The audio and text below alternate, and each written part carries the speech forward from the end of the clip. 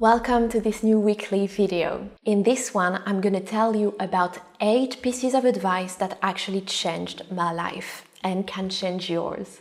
So what I'm going to share with you here is for you to integrate, to really take in and make yours so that you can practice with it and for the advice to become more and more a part of who you are.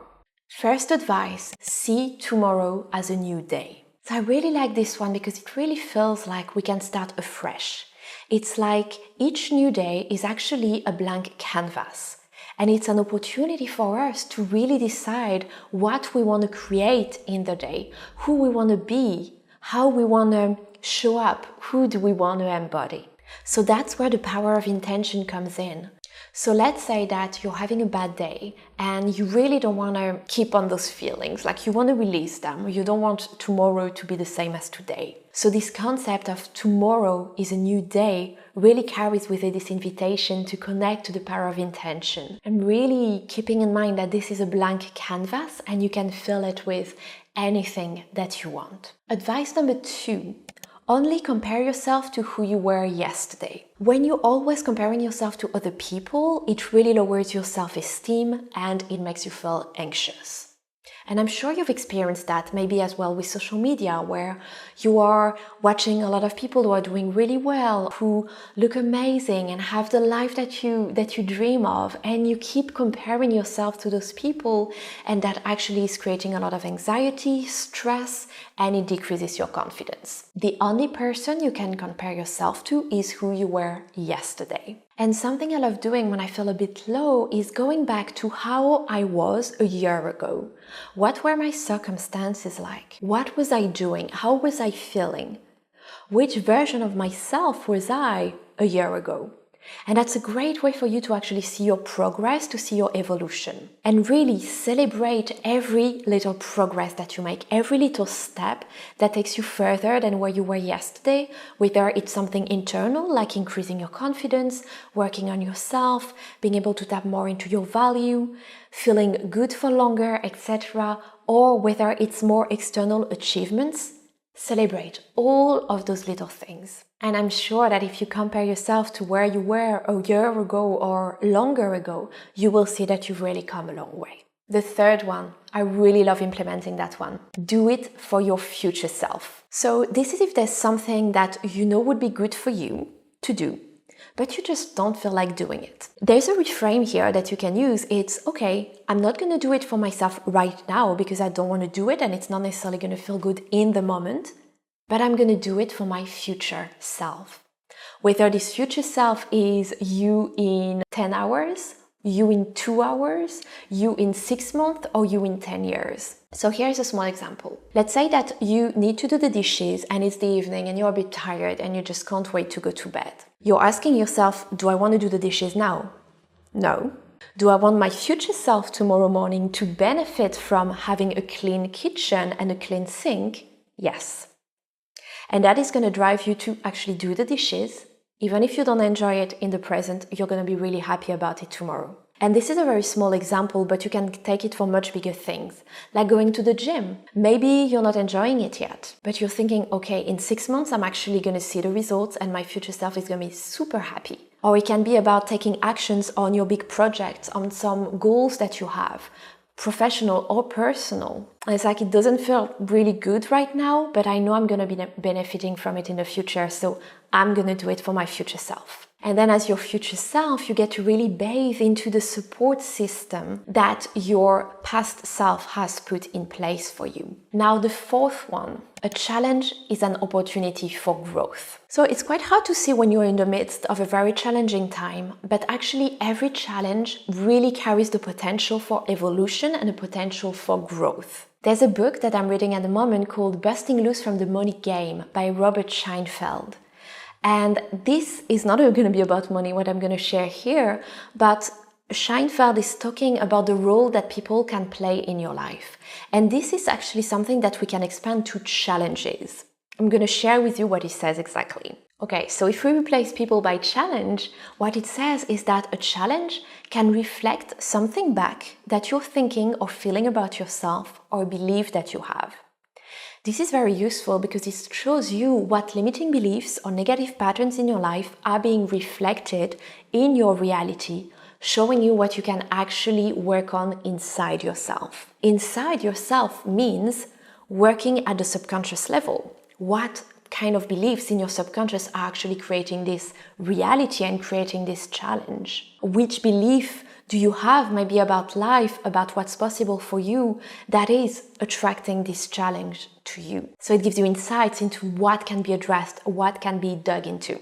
The second role that a challenge plays is that it carries a lesson, wisdom, and insights. If you actually choose to see it that way and to actually see that there's a lesson behind it and to take it in, learn from it, then there's such a big potential for growth and evolution. And the third role that a challenge plays is that it's here to set something in motion to support you in your journey.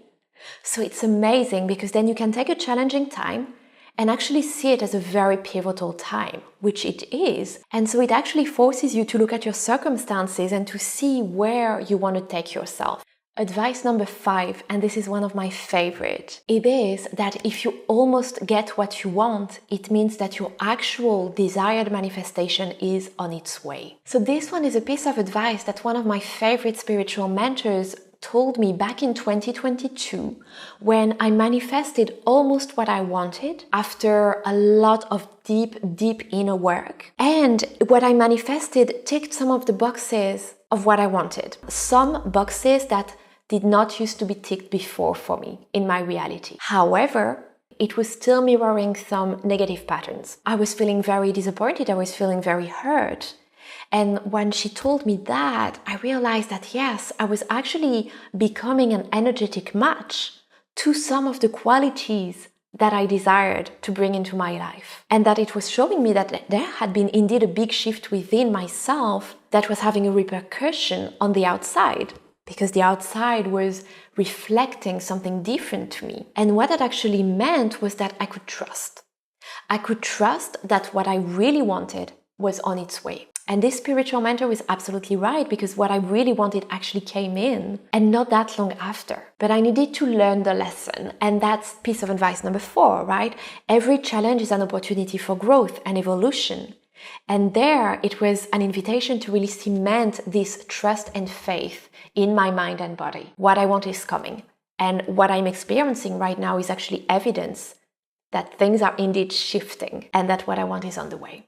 Advice number 6, this is life-changing. Train yourself to feel right now the way that you will feel when your goals actually manifest. So more than the goal, more than the external achievement that you desire, it is a state of being that you're after. You want to feel a certain way and you think that bringing this goal to life is going to help you feel that way, which in a sense is true. However, you do not have to depend on the external in order to already feel the way you want to feel. So let's say that you have a big career goal. You know that when you reach it, you are going to feel successful, abundant. You're going to feel confident, proud of yourself. You're going to feel like you belong. You're going to feel fulfilled, alive, etc. That's really what you're after, those feelings. And actually the truth is, you get to feel those feelings right now, in the way that your life is right now. So that's something to practice. Really practicing generating those emotions, those feelings in your body, that state of being that you desire. Practice feeling it now. It is not only going to make you feel better in the moment and create a happy, fulfilling present, but it's also going to make you a much better point of attraction for what you want to be magnetized into your life. Piece of advice number 7 is romanticize your life. That's something that I realized I had been doing for quite a lot of years, but I hadn't put a label on it. But since then on social media, there's been a lot of content around romanticizing your life. And then I actually realized, yeah, that's actually what I've been doing, and I absolutely love it. So this is when you make small moments really special, where you really tap into the richness of a small moment. Because life can be full of small pleasures when you actually see it that way, when you actually embrace them.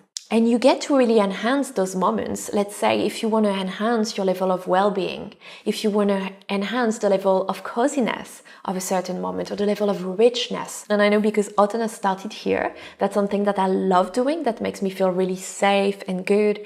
It's to make those small moments as cozy as possible. Whether it is about savoring a cup of coffee in your favorite mug, sitting comfortably in an armchair with your favorite book, whether it is working on your laptop and you may be sitting in the couch and you want to enhance the atmosphere. So what are you going to do? Maybe you're going to light a candle, or you're going to put on a soft background music that is going to make you feel good. Again, maybe you're going to make yourself a cup of your favorite drink and wrap yourself up in a blanket. Okay, so whenever you have those small moments, really bathe into how special they are, how enriching, nourishing they get to be. And the last piece of advice that I've got is coming from a Chinese proverb which says, the journey of 1,000 miles starts with one step. And that's one that I really love, because it can feel very overwhelming when you have a really big goal in mind, 1,000 miles journey in mind, to actually think, oh my God, how am I going to reach that? What do I need to do, etc. When you actually tell yourself it starts with one step, then you know that you can just jump in, you can take that first step, and you're going to set things in motion. You do not have to wait for everything in life to be perfectly aligned, whatever that means. You don't have to wait to feel absolutely 100% ready. You don't have to wait for a better time, no. Except if your intuition is telling you, okay, this is not a priority right now, but you can actually take that first step. And you will see that when you take that first step, your intuition is going to be talking to you. And it's going to be giving you insights into what the next steps will be. So you don't have to have it all figured out now. And for me, that's really what it means. When we say that 1,000 miles journey starts with one step, is that you don't have to know everything, because you don't know what's going to happen on the way. Imagine that you're planning some layovers, some breaks into that journey, because you're not going to walk 1,000 miles in 1 hour or in one day. It may take you several months to reach your goal, or several years. It doesn't matter, as long as you actually start planting those seeds. It creates a powerful momentum. And when you break down your goal into small achievable steps, then every time you actually achieve a step, you get to cross it on your list, and this gives you a really good reward feeling that's going to make your body and your mind wanting more of it. So your mind and body are going to be assisting you in moving forward. Okay, so those were the 8 pieces of advice that I had for you. And again, as in each one of my videos, I really speak from experience, because I wouldn't share with you something that doesn't actually resonate with me. So it's all things that I have actually put in place, and I really saw the benefits from doing that. I will see you next week in the next video. I'm bringing weekly videos all around personal growth, confidence, self-esteem, how to overcome mental and energetic blocks in order to get to the next level of your professional life, of your personal life, and to become your authentic, confident self. I wish you a beautiful, beautiful time putting those things in practice, and I will see you soon. Bye.